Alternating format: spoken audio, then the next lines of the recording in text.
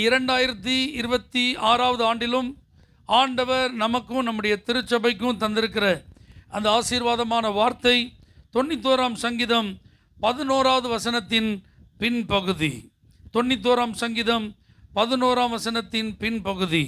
உனக்காக தம்முடைய தூதர்களுக்கு கட்டளையிடுவார். ஹல்லேலூயா. அந்த வசனத்தை ஓப்பன் பண்ணும்போது எல்லாரும் நல்லா உங்கள் கைகளை தட்டி தேவனை மகிமைப்படுத்துங்கள். ஆண்டவர் தந்த இந்த ஆசீர்வாதமான வார்த்தைக்காக. ஹல்லேலூயா. இந்த வசனத்துக்காக எத்தனை பேர் சந்தோஷப்படுறீங்க? இந்த வார்த்தை ஆண்டவர் எனக்காக தம்முடைய தூதர்களுக்கு கட்டளையிடுவார்னு எத்தனை பேர் நீங்கள் நம்புறீங்க? உனக்காக தம்முடைய தூதர்களுக்கு கட்டளையிடுவார். ஹல்லேலூயா. ஆண்டவர் இந்த வருஷத்தில் ஹெவன்லி அப்பாயின்மெண்ட் நிறைய உங்களுக்கு வச்சிருக்கிறார். ஹல்லேலூயா. ஹெவன்லி டீல்ஸ் உங்கள் லைஃப்பில் நிறைய நடக்க போகுது. ஆமென் சொல்லுங்கள். ஹெவன்லி பிளெஸிங்ஸ் நிறைய உங்களை தேடி வரப்போகுது. ஆமென் சொல்லுங்கள். பரலோகத்திலிருந்து அநேக ஆசீர்வாதங்களை நீங்கள் பெற்றுக்கொள்ள போகிற ஒரு புதிய ஆண்டை கர்த்தர் உங்களுக்கு தந்திருக்கிறார்.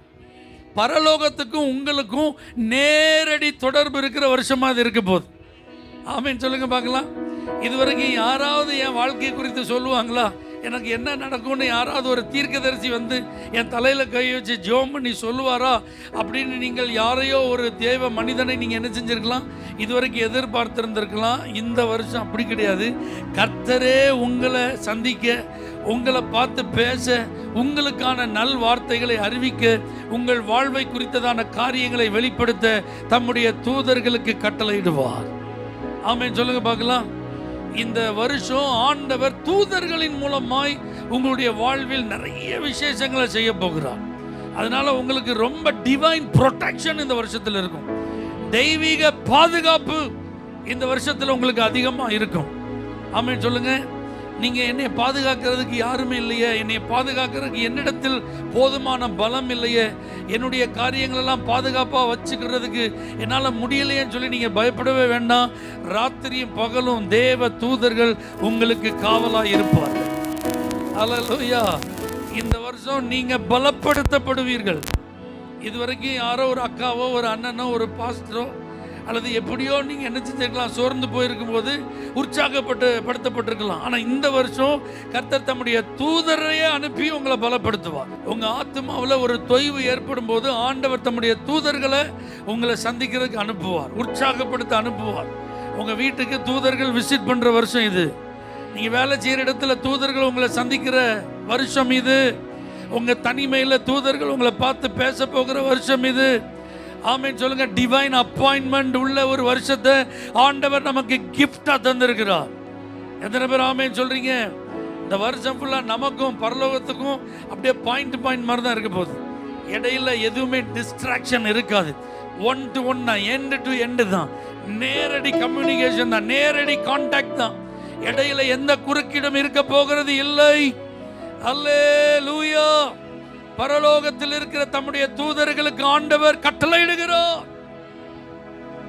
தூதர்கள் தேவனால் உருவாக்கப்பட்டவர்கள், படைக்கப்பட்டவர்கள். மனிதர்களாகிய நாம் படைக்கப்படுவதற்கு முன்பதாகவே படைக்கப்பட்டவர்கள். தூதர்களில் ஏராளமான வகைகள் இருக்கிறார்கள். தூதர்களின் எண்ணிக்கையை கணக்கிட முடியாத அளவுக்கு கோடிக்கணக்கான தூதர்கள் இருக்கிறார்கள். இந்த உலகத்தில் 700 கோடிக்கும் அதிகமான ஜனங்கள் இருந்தாலும் அவ்வளோ பேருக்கும் போதுமான தூதர்களை கர்த்தர் வச்சிருக்கிறார். ஆமென் சொல்லுங்க பார்க்கலாம். அதுல ஒரு முக்கியமான தூதன் கேப்ரியல், மெசஞ்சர் ஃப்ரம் காட். கேப்ரியலுடைய வேலையை தேவன் சொல்ற நற்செய்தியை வந்து சொல்றது தான். ஆமென் சொல்லுங்க. என் வாழ்க்கையில் ஒரு நல்ல செய்தியை கேட்டு ரொம்ப நாள் ஆகுது. நீங்கள் யாராவது வருத்தத்தில் இருக்கீங்களா? இந்த வருஷத்தின் துவக்கத்திலேருந்து நீங்கள் கேட்க போகிறதுலாம் என்ன செய்தியாக தான் இருக்க போகுது? எல்லாம் குட் நியூஸாக தான் இருக்க போகுது. நல்ல செய்தியாக தான் இருக்க போகிறது. உங்கள் மனதை குளிர பண்ணுகிற வார்த்தைகள் வரப்போகிறது. கேப்ரியல் வந்துட்டாலே நீங்கள் பயப்பட வேண்டாம். அவர் வந்தாலே உங்களை பார்த்து நீங்கள் பயப்படுவீங்க, தெரியும் அவருக்கு. அவர் சொல்லுவார், நீ பயப்படாத. ஹல்லேலூயா. நீ பயப்படவே செய்யாத. நீ பயப்பட வேண்டிய அவசியமே இல்லை. அப்படிதான் ஆண்டவர் தம்முடைய தூதர்கள் அனுப்பி உங்களை என்ன செய்ய போகிறார்? இந்த ஆண்டிலே உற்சாகப்படுத்த போகிறார். தேவன் தம்முடைய திட்டத்தை தம்முடைய தூதர்கள் மூலமா உங்களுக்கு வெளிப்படுத்துகிற வருஷம் இது. ஆமென். உங்க வாழ்வில் தேவன் செய்ய போகிற காரியங்களை கர்த்தர் தம்முடைய தூதர்கள் மூலமாய் அறிவிக்கிற ஆண்டு இது. அல்லேலூயா. சகரியாவே, உன் வேண்டுதல் கேட்கப்பட்டது. அப்படின்னு சொல்லி ஒரு கேப்ரியலை கர்த்தர் அனுப்பி ஜெபத்திற்கு பதில் வருதுன்னு கன்ஃபார்ம் பண்ணது மாதிரி நிறைய நாட்கள் ஜெப அறையில் கண்ணீரோடு நீங்கள் வெளியே வந்தீங்க. ஒரு பதிலும் வரலையே, ஒரு அறிகுறியும் இல்லையே, ஒரு அடையாளமும் இல்லையேன்னு சொல்லி கடந்த 2025 ஏக்கத்தோடு வேதனையோடு, விசுவாசம் இருக்கு உண்மைதான், காத்திருக்கிற உண்மைதான், ஆனால் பதில் ஒன்றும் வரலையேன்னு சொல்லி அங்கலாய்ப்பு உங்கள் மனசில் இருந்ததில்லை. இந்த முறை உங்கள் ஜெப அறையில் கேப்ரியல் உங்களை மீட் பண்ணுவா. ஆமே, நீங்க ஜெபிக்கும் போது கர்த்தரிடத்திலிருந்து பதில் உங்களுக்கு அனுப்பப்படும். அல்லேலூயா. அது மாத்திரமல்ல, கேப்ரியல் வந்தாலே சர்ப்ரைஸ் தான். வெறும் குட் நியூஸ் மாத்திரமல்ல, சர்ப்ரைஸ் தான். அப்ப இந்த வருஷத்துல நிறைய சர்ப்ரைஸ், வியப்பூட்டும் ஆச்சரியமூட்டும் அநேக காரியங்கள், சம்பவங்கள் உங்க வாழ்க்கையில நடக்க போகுது. கன்னி கர்ப்பவதியா மாறுற செய்தியை வந்து சொன்னது யார் தான்? கேப்ரியல். நடக்குமா? ஆனா சொல்ற, தேவனாலே கூடாத காரியம் ஒன்றுமில்லை. உங்களுக்கு கூட கிரகிக்க முடியாததா இருக்கும், ஆனா கேப்ரியல் வந்து கிளியர் பண்ணி விட்டு போயிடுவார். ஆமென் சொல்லுங்க. உங்களால கர்த்தர் சொல்ற அந்த வார்த்தையை எப்படி இது என் வாழ்க்கையில சம்பவிக்கும், என் வாழ்க்கையில் இது எப்படி நடக்கும் அப்படிங்கிற ஒரு யோசனை வரும்போது கேப்ரியல் தூதன் வந்து சொல்லுவான், டோன்ட் பி வரி.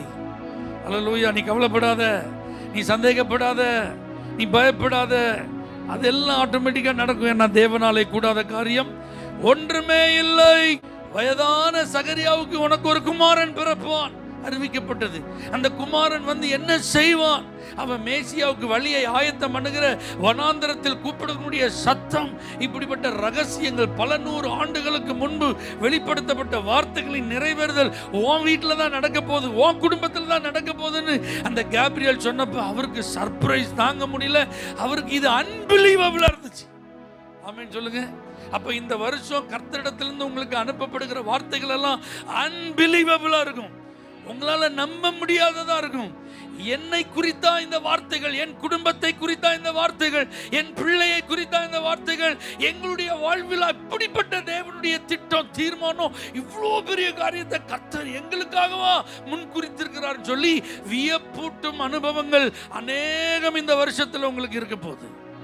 அல்லேலூயா. நல்ல சந்தோஷமா சொல்லுங்க. ஆபிரகாம் தன்னுடைய வீட்டு விசாரணைக்கர்த்தன் எலேசர்ட்ட ஆதியாகமம் 24:7 சொல்ற, கர்த்தர் தமது தூதனை உனக்கு முன்பாக அனுப்புவார். அவன் ஒரு மிகப்பெரிய பொறுப்பை கொடுத்து அனுப்புறான். என் பையனுக்கு பொண்ணு தேடிட்டு வரணும்ப்பா, அவனை மட்டும் இங்க இருந்து அங்க என்ன செஞ்சிடக்கூடாது, நீ கூட்டிட்டு போயிடக்கூடாது, தம்முடைய தூதனை உனக்கு முன்பாக அனுப்புவார். அப்போ இந்த தூதன் வந்து என்ன செய்யறான் பாருங்க, அவனை நேர்வழியா நடத்தி போயிட்டான். சரியான துணையை தேர்வு செய்ய உதவி செய்தான். அல்லேலூயா. அங்கே இங்கே அலைந்து திரிய என்ன செய்யல, விடல. அல்லேலூயா. அவன் சொல்றான், நேர்வழியா என்னை நடத்தி வந்த கர்த்தருக்கு ஸ்தோத்திரம். ஆமென். என் எஜமானுடைய வீட்டுக்கு ஆண்டவர் என்னை கொண்டு வந்தாரே, கர்த்தருக்கு ஸ்தோத்திரம். ஆண்டவர் என் பிரயாணத்தை வாய்க்க பண்ணி இருக்கிறாரே, அவருக்கு ஸ்தோத்திரம். இந்த காரியம் கர்த்தரால் வந்ததுன்னு எல்லாரும் சொல்றதுக்கு உதவியா இருந்தது, அதற்காக கர்த்தருக்கு மகிமை.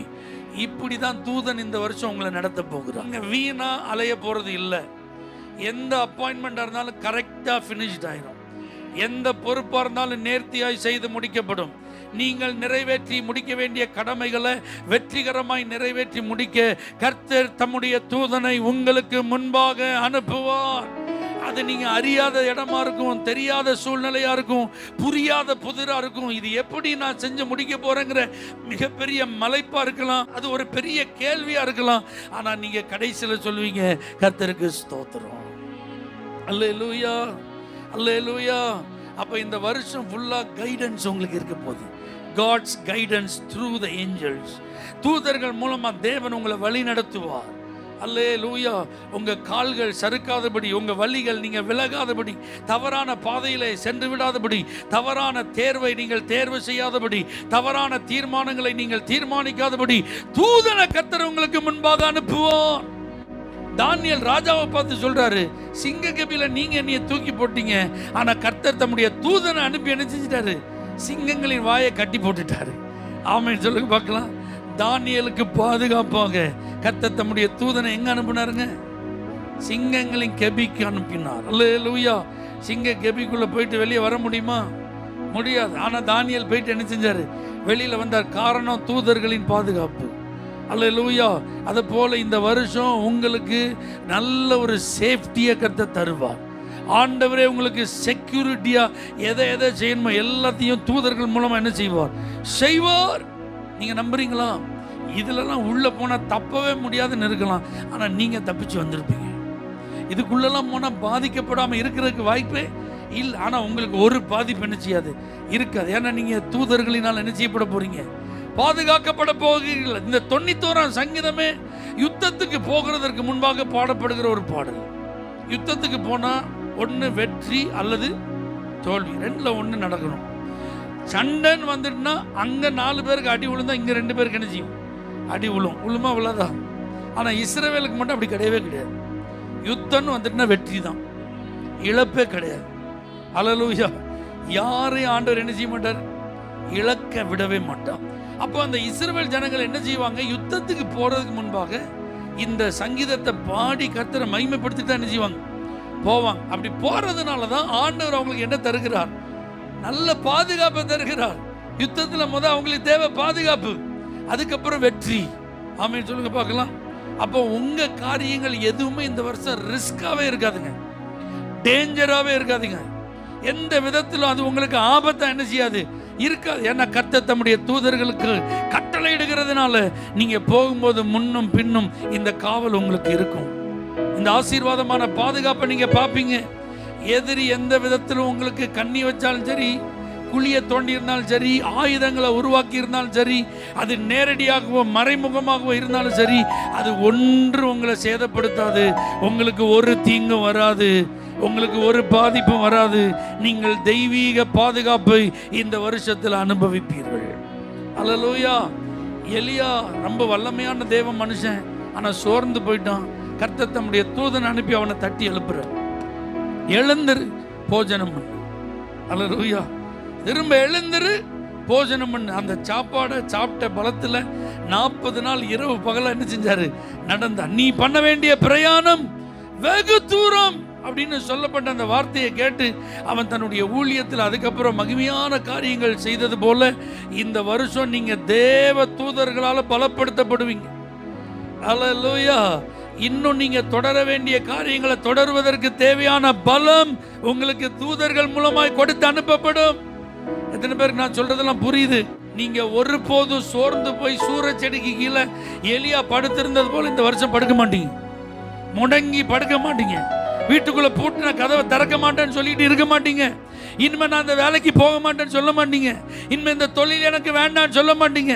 இனிமே இந்த ஊழியத்தை என்னால் செய்ய முடியாது சொல்ல மாட்டீங்க. இனிமே என்னால் படிக்க முடியாதுன்னு நீங்க சொல்ல மாட்டீங்க. இனிமே என்னால் இதை சமாளிக்க முடியாது நீங்க சொல்ல மாட்டீங்க. ஏன்னா எந்த சூழ்நிலையும் உங்களை சோர்வுக்குள்ளாக்காதபடி கர்த்தர் தம்முடைய தூதனை அனுப்பி உங்களை பலப்படுத்துகிற வருஷம் இது. நீங்க செய்ய வேண்டிய காரியங்களை செய்து முடிப்பீர்கள். நீங்கள் தொடர வேண்டியதை தொடருவீர்கள். உங்கள் மூலமாய் நடத்தப்பட வேண்டியது நடத்தப்படும். ஆண்டவர் அதற்கு வேண்டிய ஸ்ட்ரென்த் தம்முடைய தூதர்கள் மூலமா உங்களுக்கு தருவார். அல்லேலூயா. இயேசு தேவன், ஆனால் அந்த பூமியில் அவர் 100% மனிதனாக இருந்தார். கெத்செமனே தோட்டத்தில் அவர் போய் ஜெபம் பண்றார். வியர்வையின் துளிகள் இரத்தத்தின் பெருந்துளியா விழுது, முகங்குப்புற விழுந்து துயர சத்தத்தோடு, பலத்த சத்தத்தோடு, கண்ணீரோடு அவர் ஜெபம் பண்றார். அல்லேலூயா. இந்த பாத்திரம் என்னை விட்டு நீங்க கூடுமானால் அது என்ன செய்யட்டும், நீங்கட்டும். அல்லேலூயா. ஆகிலும் என்னுடைய சித்தத்தின்படி அல்ல, உம்முடைய சித்தத்தின்படி ஆக கடவது. பைபிள் சொல்லுது, அப்பொழுது வானத்திலிருந்து ஒரு தூதன் இறங்கி வந்து பலப்படுத்தினான். அல்லேலூயா. தேவ சித்தத்தை செய்யறதுக்கு பலம் தேவைங்க. ஓடி முடிக்க வேண்டிய ஓட்டத்தை ஓடி முடிப்பதற்கு உங்களுக்கு பலம் தேவை. அது உங்களால் என்ன செய்ய முடியாது, முடியாது. நீங்கள் எவ்வளவு ஆவியில் அனலாக இருந்தாலும், எவ்வளவு வைராக்கியம் உள்ள ஒரு ஆளாக இருந்தாலும், எவ்வளவு பரிசுத்த ஆவியில் நிறைஞ்சிருந்தாலும், உங்களுக்கு நியமிக்கப்பட்ட பாதையில் சில காரியங்களை செய்து முடிப்பதற்கு இயற்கைக்கு அப்பாற்பட்ட இப்படி வலிமை தேவை. இப்படி இயற்கைக்கு அப்பாற்பட்ட விதத்தில் உங்களை ஸ்ட்ரென்தன் பண்ணுறதுக்கு ஒரு ஏஞ்சல் வரணும். அல்லேலூயா. ஏன்னா நிறைய பேரை பார்க்கும், தேவ சித்தத்தை செய்ய முடியலன்னு குவிட் பண்ணிட்டாங்க, ஸ்டாப் ஆயிட்டாங்க, எனக்கு இது வேண்டான்னு போயிட்டாங்க. ஆனால் இயேசு பிதாவின் சித்தத்தை வெற்றிகரமாய் நிறைவேற்றி முடிக்கக்கூடிய அந்த கடைசி நேரத்தில் ஒரு தூதன் வந்து அவரை பலப்படுத்தினது போல, நீங்க செய்து முடிக்க வேண்டிய தேவ சித்தத்தை செய்து முடிக்க தூதன் வந்து உங்களை பலப்படுத்துவான். அந்த நேரத்தில் உங்களுக்கு துணைக்குன்னு யாருமே இல்லாமல் இருக்கலாம். உங்கள் கூடவே இருந்த கொலீக்ஸ், உங்கள் கூட இருந்த ஸ்பிரிச்சுவல் ஃப்ரெண்ட்ஸ், உங்கள் கூட இருந்த ப்ரேயர் பார்ட்னர்ஸ், உங்கள் கூடவே இருந்த எல்லாரும் அன்னைக்கு உங்கள் கூட இல்லாத ஒரு நிலைமை இருக்கலாம். ஆனால் கர்த்தர் அதை அறிந்து தம்முடைய தூதனை நீங்கள் இருக்கிற இடத்துல, நீங்கள் வியாகுலப்படுகிற அந்த நேரத்தில், நீங்கள் கண்ணீர் வடிக்கிற அந்த இடத்துல ஆண்டவர் தம்முடைய தூதன் மூலமாய் உங்களை பலப்படுத்துவார். அல்லேலூயா, அல்லேலூயா. 40 நாட்கள் உபவாசித்து ஜெபித்து தன்னுடைய ஊழியத்தை துவங்கும் போது அப்பாயின்மெண்ட் இயேசுக்கு யாரு கூட? பிசாசு கூட. அவன் 3 நிலைகளில் இயேசு என்ன செஞ்சான்? டெஸ்ட் பண்ணான், சோதிச்சான். அல்லேலூயா. ஆனா பாருங்க, அந்த சோதனை முடிஞ்சு இயேசு ஜெயிச்ச உடனே அதுக்கப்புறம் பைபிள் சொல்லுது, தூதர்கள் அவருக்கு பணிவிடை செய்தார்கள். ஒரு ஆமென் சொல்லுங்க பார்க்கலாம். கடந்த 2025 பல சோதனைகளை கடந்து வந்துட்டீங்க. பிசாசு எத்தனையோ காரியங்களில் உங்களை அப்படியே என்ன செஞ்சான்? அப்படியே மயக்க நினைச்சான், ஆசை காட்டினான், அங்கே இங்கேயும் உங்களை அலைய வச்சிடலாமான்லாம் பார்த்தான். ஆனால் நீங்கள் வசனத்தில் உறுதியாக நின்று, ஆவியில் வைராக்கியமாக இருந்து, விசுவாசத்தை காத்துக்கொண்டு, பரிசுத்தத்தை காத்துக்கொண்டு, தேவ பலத்தால் அந்த சத்துருவை ஜெயிச்சதுனால இந்த வருஷம் முழுவதும் உங்களுக்கு அனுப்பப்படும் பணிவிடை ஆவிகள், தூதர்கள் இருப்பாங்க. உங்களுக்கு ஹெல்ப் பண்ண அவங்க வருவாங்க, உங்களுக்கு சர்வ் பண்ண அவங்க வருவாங்க. அல்லேலூயா, அல்லேலூயா. தானியேல் ஒரு நல்ல ஜெப வீரன். தனிப்பட்ட வாழ்க்கையில் அவனுடைய ஜெபத்தை சட்டமே தடுக்க முடியலங்க. யாராவது 30 நாள் ராஜாவை தவிர வேற யாரையாவது பார்த்து ஜெபம் பண்ணா அவங்க சிங்க கபில போட்டுருவாங்கன்னு சொன்னப்போ கூட அவன் பயப்படல. அப்படி ஜெபத்தை நிறுத்தாத ஜெப வீரன். அல்லேலூயா. ஜெபத்தில் அவர் ராட்சசன். ஆனால் அவர் ஒரு நாள் ஜெபம் பண்றாரு, அந்த ஜெபத்துக்கு பதில் பரலோகத்திலிருந்து அனுப்பப்பட்டு விட்டது. ஆனால் அவன் கைக்கு வரல. அல்லேலூயா.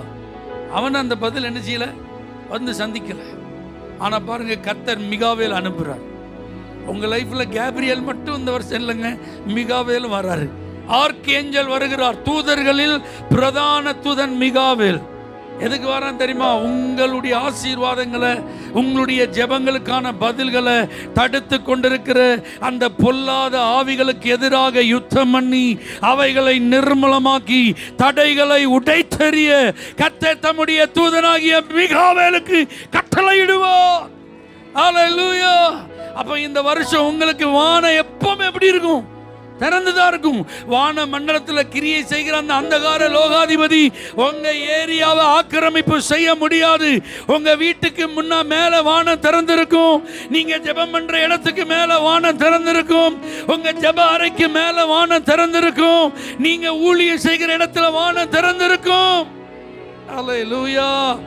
அந்த பகுதிகளிலே ஆதிக்கம் செலுத்துகிற எந்த அந்தகார வல்லமைகளும், அசுத்த ஆவிகளின் கிரியைகளும் உங்களுடைய நன்மைகளை தடுக்க முடியாது, உங்களுடைய பதில்களை தடுக்க முடியாது. நீங்கள் காத்திருக்கும் நாட்கள் அதிகரிக்க கர்த்தர் விட மாட்டார். அல்லேலூயா. பிரியமான புருஷனாகிய தானியேலே, நீ ஜெபிக்க துவங்கின உடனே கட்டளை பிறந்தது. அல்லேலூயா. அதனால இந்த வருஷம் நீங்க ஜெபிக்க துவங்கின உடனே கட்டளை வந்துடும். ஹெவன்லி ஆர்டர் வருது. பரலோகத்திலிருந்து உங்களுக்காக சில கட்டளைகள் போடப்படுகிறது. ஆமென். சில காரியங்கள் பரலோகத்தின் தேவனால் தீர்மானிக்கப்படுகிறது. உங்களுக்கு அறிவிக்கப்பட வேண்டிய காரியங்கள் அறிவிக்கப்பட இன்னைக்கு பரலோகத்தில் ஒரு மாநாடு நடைபெற்று கொண்டிருக்கிறது. இந்த ஆண்டில் இந்த வாக்குத்தத்தத்தின் நிறைவேறுதலை நாம் அனுபவிப்பதற்காக கேப்ரியேல் யாரை சந்திக்கணும், மிகாவேல் யாரை சந்திக்கணும், கர்த்தருடைய ஆமென் அந்த தீர்மானம் இன்றைக்கு வெளிப்படுகிறது.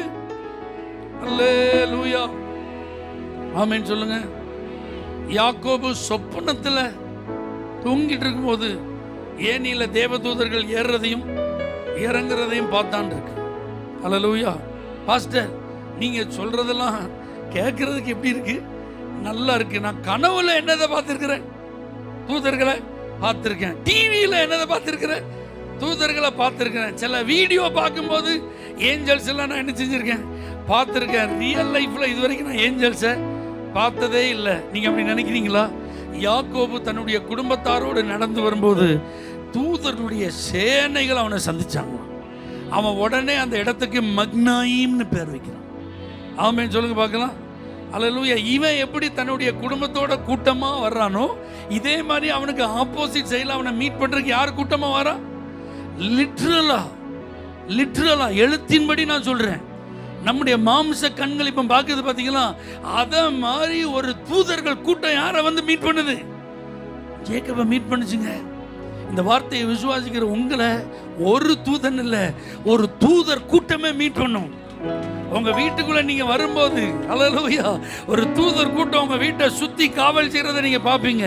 உங்க வீட்டுல இருந்து நீங்க வெளியே கிளம்பும் போது உங்களுக்கு முன்பாக ஒரு தூதர் கூட்டம் முன்னாடி போறதை நீங்க பாப்பீங்க. ஒரு மிக முக்கியமான அலுவலுக்காக நீங்க போகும்போது உங்களை சந்திப்பதற்கு கர்த்தர் தம்முடைய தூதர் கூட்டத்திற்கு கட்டளையிடுவோம். உனக்காக தம்முடைய தூதர்களுக்கு கட்டளையிடுவோம். அல்லேலூயா, அல்லேலூயா. தூதர்கள் ஆண்டவர் எதுக்கு வச்சிருக்கிறாரு? உங்களுக்கும் எனக்கும் உதவி செய்வதற்காக. ஆமென். அந்த தூதர்கள் வந்து சில நேரத்தில் பரிசுத்தவான்களை பேசும்போது அவங்களுடைய ஏக்கங்களுக்கான பதிலாய் அது இருந்தது. அவர்களுடைய காத்திருதலுக்கு ஆண்டவர் பதிலாய் அந்த காரியங்களெல்லாம் வெளிப்படுத்தினார். ஆமென் சொல்லுங்க. அப்போ இந்த வருஷம் நிறைய காரியங்களை குறித்து ஏங்கிட்டு இருக்கீங்களே, அதுக்கெல்லாம் தூதர்கள் வந்து பதில் சொல்லிடுவாங்க. நிறைய காரியத்திற்கு காத்திருக்கீங்களே, அதெல்லாம் என்ன நடக்க போகுதுங்கிறத ரிவீல் பண்ணிடுவாங்க, வெளிப்படுத்துவார்கள். ரகசியங்கள் இந்த ஆண்டு உங்களுக்கு வெளிப்படுத்தப்பட போகிறது கர்த்தர் அனுப்புகிற தூதர்கள் மூலமாய். ஆமென் சொல்லுங்க. அல்லேலூயா.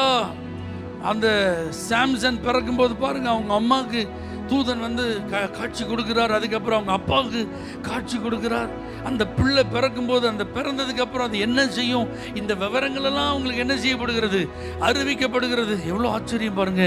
எத்தனையோ குடும்பம் இஸ்ரவேலில் இருந்தாலும் அந்த தான் கோத்திரத்தை சேர்ந்த அந்த ஒரு குடும்பத்தை கர்த்தர் சந்தித்து அவர்கள் மூலமா ஒரு இரட்சகனை அந்த ஃபேமிலியில எழுப்புறாருங்கிற விஷயத்தை சொல்றதுக்கு ஒரு தூதன் அனுப்பப்பட்டது போல இந்த எல் ஷடாய் ஃபேமிலியில் இருக்கிற உங்க வீட்டை ஒரு ஏஞ்சல் வந்து சந்திப்பான்.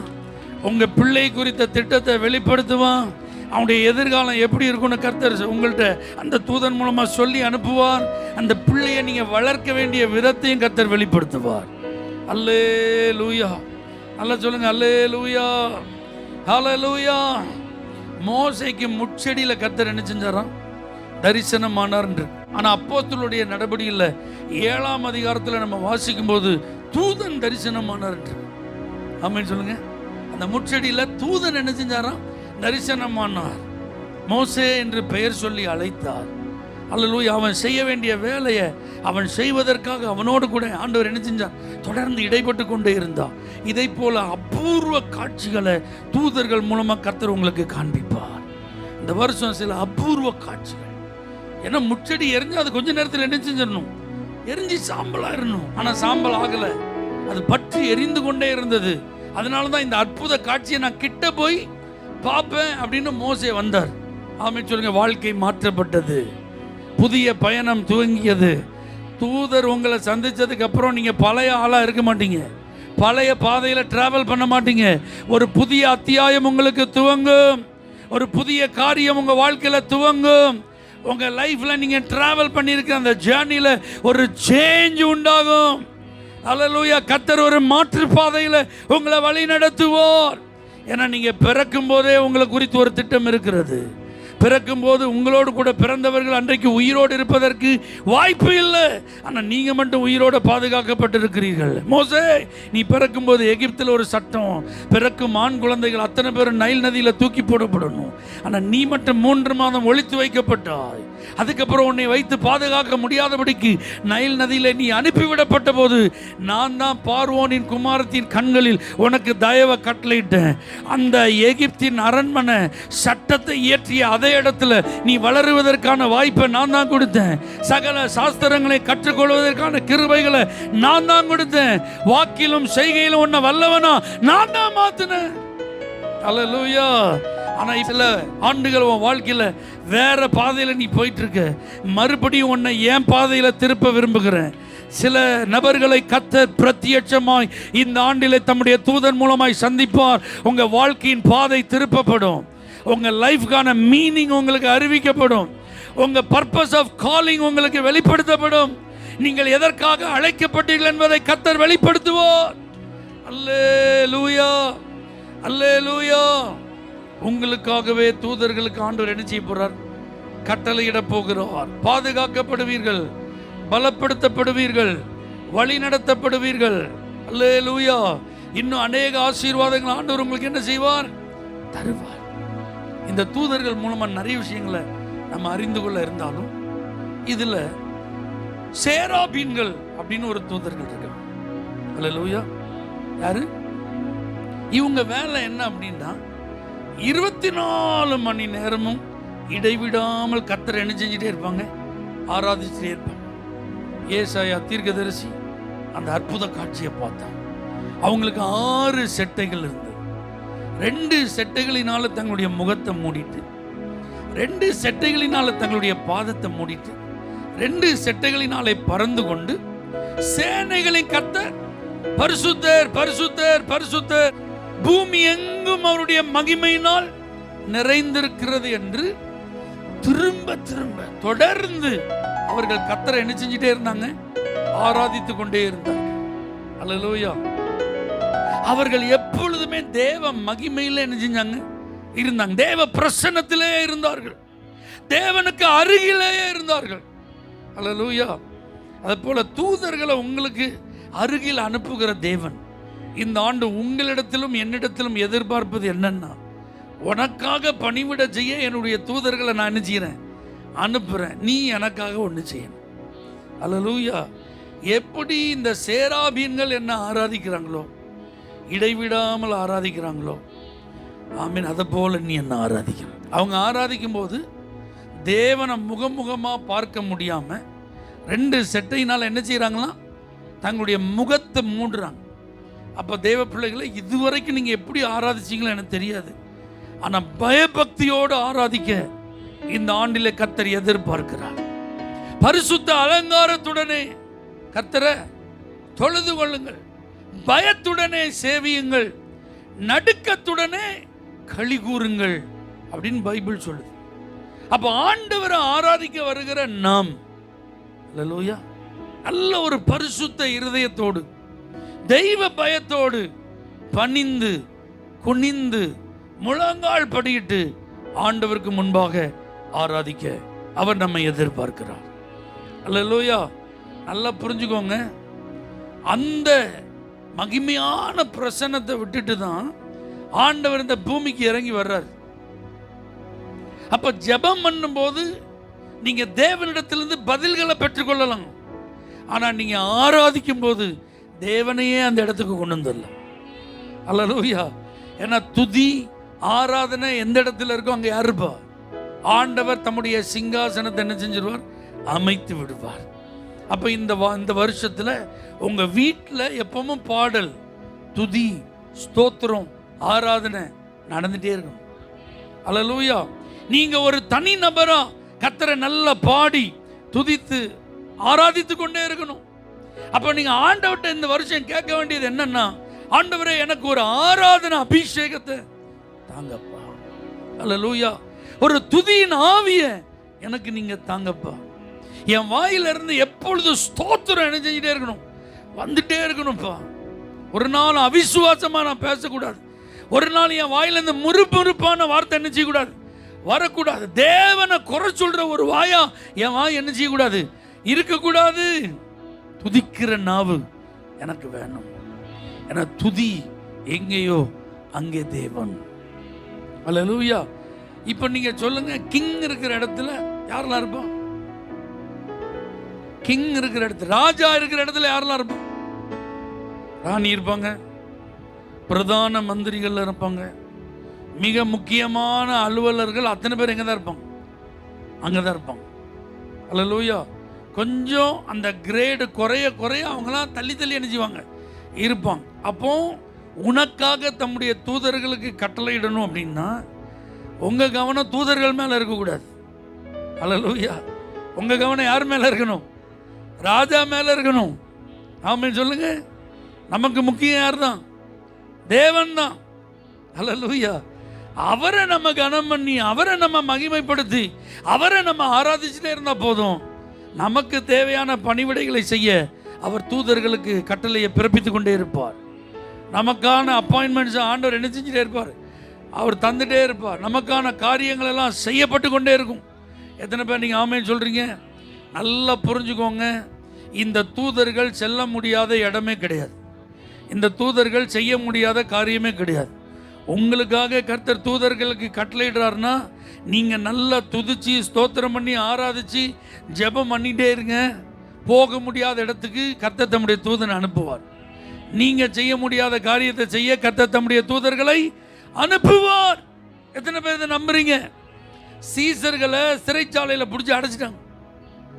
ஆண்டவருடைய உயிர்த்தெழுதலுக்கு பிறகு இந்த சீசர்கள் இப்போ சிறைச்சாலையில் இருக்கிறாங்க. பைபிள் சொல்லிட்டு கர்த்தர் தம்முடைய தூதனை அனுப்பி அந்த சிறைச்சாலையை ஓப்பன் பண்ணி நீங்கள் போய் தேவாலயத்தில் நினைச்சிங்க வார்த்தையை பிரசங்கம் பண்ணுங்கன்ட்டார். இவங்க என்ன நினச்சிட்டு இருக்காங்க, நம்ம இவங்களெல்லாம் பத்திரமா என்ன செஞ்சுருக்கோம், சிறையில் போட்டு பூட்டி சாவியை எங்கே வச்சுருக்கோம், நம்ம கையில் வச்சுருக்கிறோம்.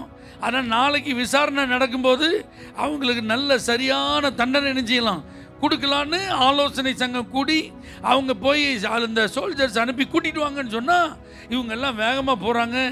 கதவை திறந்து உள்ளே போய் பார்த்தா உள்ள யாருமே இல்லை. ஆனால் கதவு பூட்டி தான் இருக்கு. அவங்க போட்ட பூட்டு திறக்கப்படாமல் அதுவும் பூட்டி தான் இருந்தது. ஆனால் உள்ள யாரும் இல்லை.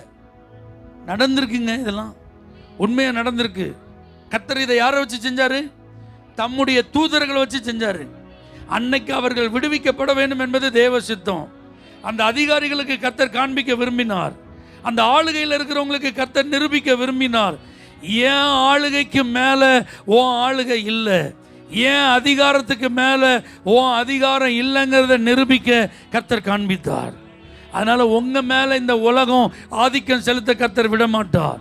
இந்த உலகத்தில் யாரும் உங்க மேல அதிகாரம் செலுத்த ஆண்டவர் விட மாட்டார். அதுக்கப்புறம் பேதுருவை அடைச்சு வச்சிருந்தாங்க. ஒரு தடவை அனுபவப்பட்டாங்க பார்த்தீங்களா? அதனால இப்ப 4 வகுப்பு காவல். ஆனா இந்த 4 வகுப்பு காவல் இருந்தாலும் ஒரு தூதன் உள்ள வந்து இறங்கினா சுற்றிலும் வெளிச்சம் பிரகாசித்தது. நான் செய்ய போறத இருட்டில் செய்ய மாட்டேன்ப்பா, யாருக்கும் தெரியாம செய்ய மாட்டேன்ப்பா, நான் பயந்துட்டு செய்யற கடவுள் இல்லப்பா, எல்லாரும் பார்க்குற மாதிரி அறை முழுவதும் பிரகாசம்.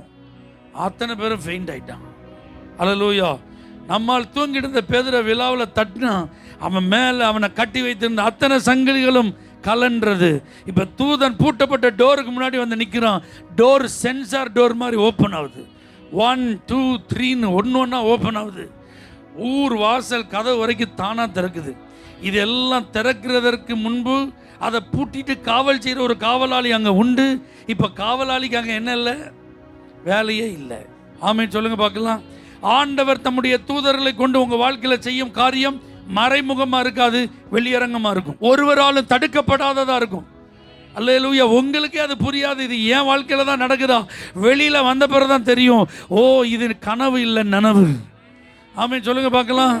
நீங்களே மெய் மறந்து போகத்தக்க சில அதிசயமான, சில அற்புதமான, உங்களை மெய் சிலிர்க்க வைக்கிற அனுபவங்களை கர்த்தர் இந்த வருஷத்தில் வைத்திருக்கிறார். எல்லாரும் நினைச்சிட்டு இருக்காங்க நீங்க உள்ளதான்னு, ஆனா நீங்க உள்ள இல்ல, நீங்க வெளியே. எல்லாரும் நினைச்சிருக்காங்க நீங்க கட்டப்பட்டு இருக்கிறீர்கள், ஆனா நீங்க கட்டப்படல, நீங்க விடுவிக்கப்பட்டு விட்டீர்கள். எல்லாரும் நினைச்சிட்டு இருக்காங்க நீங்க அவங்க கண்ட்ரோல்ல, ஆனா கர்த்தர் அவர்களுடைய கட்டுப்பாட்டிலிருந்து உங்களை வெளியே கொண்டு வந்து விட்டார். அதை நிரூபிக்கிற ஆண்டு தான் இந்த 2026. அல்லேலூயா, அல்லேலூயா. அதனால உங்களுடைய வாழ்வில் தூதர்களை கர்த்தர் உங்களுடைய ஆசீர்வாதங்களுக்காக என்ன செய்வார், கட்டளையிடுவார். அப்ப நம்ம செய்ய வேண்டிய வேலை, நல்ல தேவன் என்ன செய்யணும், ஆராதிக்கணும். அல்லேலூயா. எத்தனை பேர் ஆராதிக்கிறதுக்கு உங்களை ஒப்பு கொடுக்குறீங்க? துதிப்பதற்கு எத்தனை பேர் ஆயத்தமா இருக்கீங்க? ஆமா, பைபிள்ல ஷாத்ராக் மேஷாக் ஆபேத்நேகோவை பார்த்து ராஜா ஒரு வார்த்தை சொல்றாரு. அவங்களும் சொல்றாங்க, நாங்கள் இடைவிடாமல் ஆராதிக்கிற எங்கள் தேவன்.